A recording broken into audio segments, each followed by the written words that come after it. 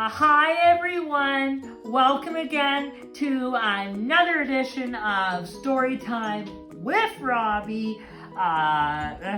Today we are still continuing with back to school themed books. Today I'm going to be reading School Rules by Robert Munsch.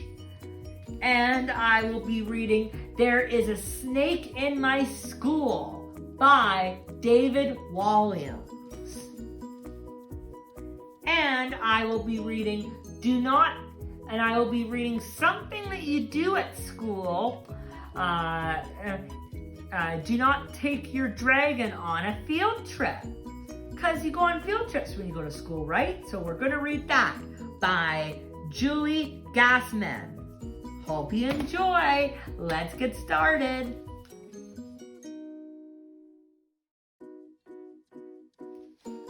Alrighty, everybody. The first story I'm going to read today is Robert Munsch. School Rules by Robert Munsch. Here we go. On Friday, when the bell rang and the school was done, Cassandra hid underneath her desk and did not go home even when all the other kids got dressed and left. She did not go home even after the teacher ran out to get to the bank before it closed. Cassandra hid underneath her desk and did not go home when the janitor with the tattoos on his arms mopped the floor. Cassandra hid underneath her desk and did not go home even when the slightly scary principal turned off all the lights and locked the front door. Then Cassandra finally got out from underneath her desk, turned on the lights, and pulled out all of her favorite stuff. When it was time for dinner, Cassandra's father said to her mother, "Where is Cassandra?" "I don't know," said her mother. "I haven't seen her. I thought she was with you." So they ran around and yelled and screamed and hollered and called Cassandra's grandmother and all the neighbors. Then they called the police and the fire department and the hospital. Finally, Cassandra's father walked over to the school and saw the light on in her classroom. He banged on the window until Cassandra opened it. He yelled, "We thought you were lost. We thought you were kidnapped. What are you doing, staying here in school?" "I like school," said Cassandra. "I don't care if you like it," said her father. "You can't stay at school. You have to come home sometime." "But I like school," said Cassandra. "This is nuts," said her father. He jumped through the window, picked up Cassandra, and carried her home. The next day was a Saturday. Her father said, "You can't go to school." Her mother said, "You can't go to school." Cassandra said, "But I like school." Her mother and father both yelled, "You can't go to school. There is no school today." But Cassandra got on her bicycle and rode over to the school anyway. She knocked on the door, but nobody answered. She tried the window, but it was shut tight. So Cassandra got back on her bicycle and rode down the street until she came to the everything store. She walked inside and said, "I want to buy a school." "What sort of school?" said the lady behind the counter. "I want a school with dirty red bricks, a slightly scary principal, a very nice teacher, and a janitor with tattoos on his arm, said Cassandra. Oh, said the lady, we have lots of those. Where do you want it sent? Send it, said Cassandra, to my backyard. The next day was Sunday. Cassandra's mother and father got up and went downstairs. They looked out the window and saw a school with dirty red bricks sitting in their backyard. There was a janitor out front cleaning the windows. Her father looked at her mother, and her mother and looked at her father, and they both yelled, Cassandra! Cassandra came running downstairs and said, my school, it came! This is wonderful! She ran out the back door, say hi to the janitor, got scolded by the principal for being late, and went into the classroom with the nice teacher. And at recess, she told all of her friends how to buy a school of their own. The end. Go. Alrighty, everybody. The second story I'm going to read today is There is a Snake in My School by David Walliams. Here we go.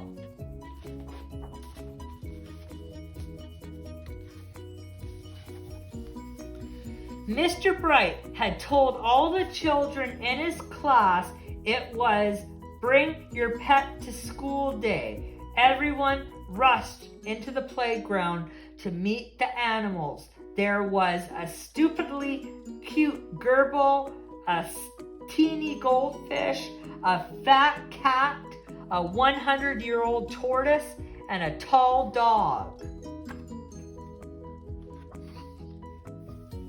Last to arrive, as usual, was a little girl called Miranda.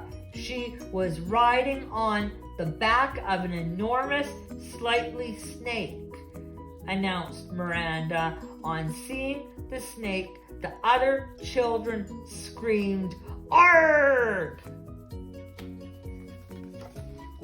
Miranda loved being different.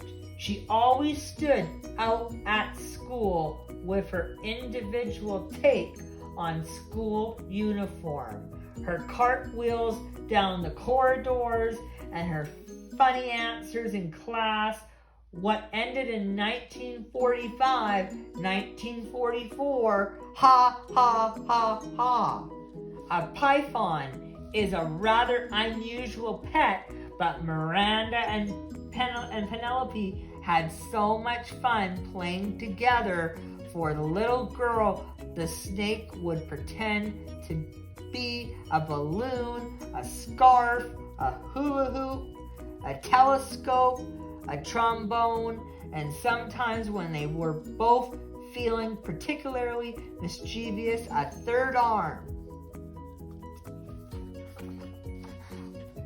Come and give her a tickle, encouraged Miranda, but the other children were too scared. Penelope was a python after all, and pythons eat people, and all the pets were frightened too. The large dog yanked on his lead, sending his teeny owner flying. The goldfish tried to hide behind some water. The tortoise made a rather show run for it. The cute gerbil flashed her ganachers and didn't look so cute anymore. The fat cat just carried on napping. Miranda slid down her snake. The little girl tickled her python under the chin, and the snake smiled. See, she's very friendly. Soon, everyone was gathered around to marvel at Penelope. The python loved the attention and made steps for them to step up and a fireman's pole for them to slide back down. Penelope even helped the children learn their numbers, although she could only go up to 9. 1 plus 8 equals 9. This was turning into the best day of school ever. But then, Miss Bloat, the head mistress, thundered into the playground. "There's a snake in my school," she shouted. Miss Bloat didn't like animals much or children. "It's bring your pet to school day," spluttered Mr. Bright. "And Penelope is my pet," said Miranda. "Miranda, I should have known you would have to be different. A snake is not a pet. It's a menace," snapped Mrs. Bloat. "Mr. Bright, all these filthy beasts are confiscated." All the girls and boys shouted "No!" as the headmistress stuffed their pets into the lost property cupboard. Except for Penelope, the snake Mrs. Bloat had other ideas for. "This is disgusting. This is coming with me," bellowed the headmistress. With that, she dragged the poor python along the corridor to her office. "Where are you going to put Penelope?" asked Miranda. Mrs. Bloat crammed the snake into her bin and slammed the lid shut. Then she plonked herself down on top so the python couldn't escape. The bin rattled and rattled, but Penelope was trapped. "A snake in my school, indeed.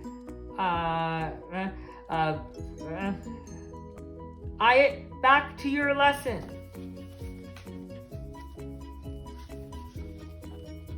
Downstairs in the classroom, tears rolled down Miranda's cheeks. All the children were sad to have their pets taken away, but no one was sadder than Miranda. The little girl feared she would never see Penelope again. At the end of the day, Miranda dashed upstairs to Mrs. Bloat's office to try to make her change her mind. There was no answer, so slowly Miranda pushed open the door only to see Penelope sitting in the headmistress's chair. Miranda ran towards her pet and gave her a humongous hug. Mrs. Bloat was nowhere to be seen, so the girl grabbed the key on the desk, ran to the lost property cupboard as fast as she could and unlocked it. The animals were overjoyed to be set free.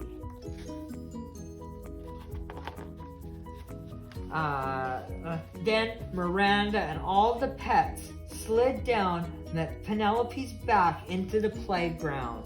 Whoosh! The children shouted, "Hooray!" Penelope entertained everybody again. She made a seesaw for them to seesaw on,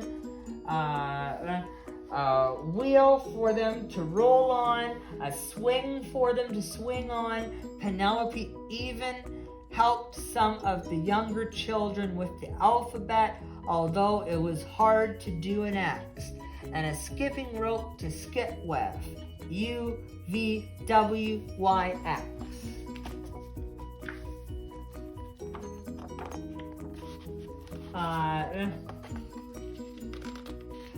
As Mrs. Bloat, she was completely disappeared. So Mr. Bright was made headmaster. Now the children were allowed to bring in all their favorite animals whenever they wanted. The school became home to every sort of fantastic creature: an ostrich, a giraffe, a kangaroo, a crocodile, a grizzly bear, a gorilla, an elephant, and even a colony of penguins. But the star attraction was always Penelope, though Miranda had noticed that there was something different about her python. There was a bulge, a big bulge in the snake's tummy, a bulge in the shape of Mrs. Bloat. But the little girl thought it's best not to say anything. The end.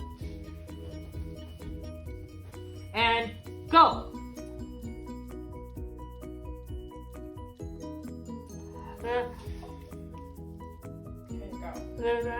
Alrighty, everybody.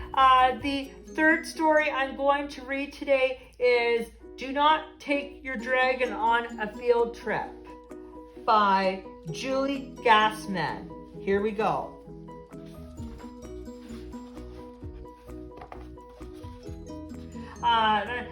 You have been marking the calendar. The day's finally here. The day you've been waiting for. The best day of the year. It's time for the field trip and you're ready to go. But before you head out, there's one thing you should know. Do not take your dragon on a field trip. Before you leave and head to the bus, your teacher will have some rules to discuss. He'll assign chaperones who won't be prepared for a big, scaly student who will leave them quite scared. So, do not take your dragon on a field trip. Once on the bus, the real trouble will start. Your dragon will kick off the trip with a fart, and that spiky tail needs a seat of its own, leaving little room for a scared chaperone. So, do not take your dragon on a field trip. When you're on a field trip, you represent your school. Manners are important, so follow each rule. Your dragon's rudeness will take its toll when she goes on and on with her stop, drop, and roll. So, do not take your dragon on a field trip. When it's time for a tour, things won't improve. Your dragon will fall behind as you move. Once back in the line, he'll demand you go faster. He'll touch the wrong thing. It will be disaster. The what? So do not take your dragon on a field trip. Whipping around, her tail hits your arm. Next thing you know, you've hit an alarm. She'll use a loud voice, she'll interrupt, she'll bump into your friends, and might even erupt. So do not take your dragon on a field trip. But I've told him about this field trip for weeks. If I tell him no now, tears will roll down his cheeks. He deserves an adventure to learn something new. Please, oh please, can we go too? Sometimes we cannot do what we desire, especially when it pulls us at risk of a fire. But you can still help your dragon learn something new. Listen to me now. Here's what you should do. Share field trip facts that leave him in awe. Draw him some pictures of that, of all that you saw. As soon as you can, take his wing into your grip. And take your dragon on his own field trip. Museum of Dragon History. The end. Alrighty, everybody. I really hope you enjoyed the books today. The back to school themed books. Thank you so much again for joining me and for watching. It's always a pleasure being with you and reading with you.